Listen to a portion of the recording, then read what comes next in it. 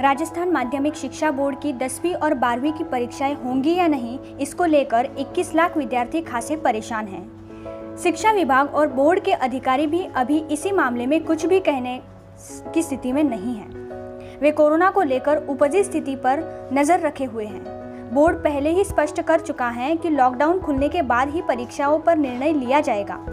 Board भी सरकार के निर्देशों के बाद ही आगे बढ़ेगा।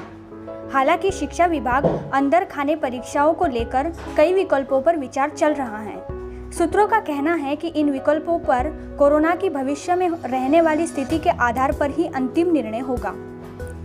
विभाग के सामने सबसे बड़ी चुनौती 12वीं की परीक्षा है, क्योंकि इस कक्षा के प्राप्ताओं के आधार पर ही विद्यार्थी उच्च शिक्षा में प्रवेश लेता है। इन विकल्पों पर चल रहा है विचार। 10वीं बोर्ड की परीक्षा। सीबीएसई ने 10वीं की परीक्षा रद्द कर दी है।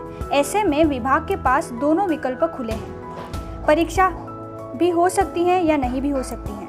कोरोना के मामले कम हुए तो विभाग को परीक्षाओं के आयोजन में दिक्कत नहीं होगी, लेकिन कोरोना बढ़ा तो सीबीएसई की दर्ज पर प्रमोट करने पर भी विचार किया जा सकता है।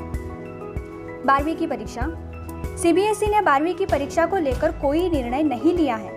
अन्य राज्यों में भी 12वीं की परीक्षाएं अभी रद्द नहीं हुई हैं। 12वीं की परीक्षा को लेकर देश भर के बोर्डों को एकरूपता रखनी होगी, क्योंकि नीट और जेईई जैसी परीक्षाओं के साथ उच्च शिक्षा में प्रवेश में भी 12वीं की प्राप्ताओं का महत्व है।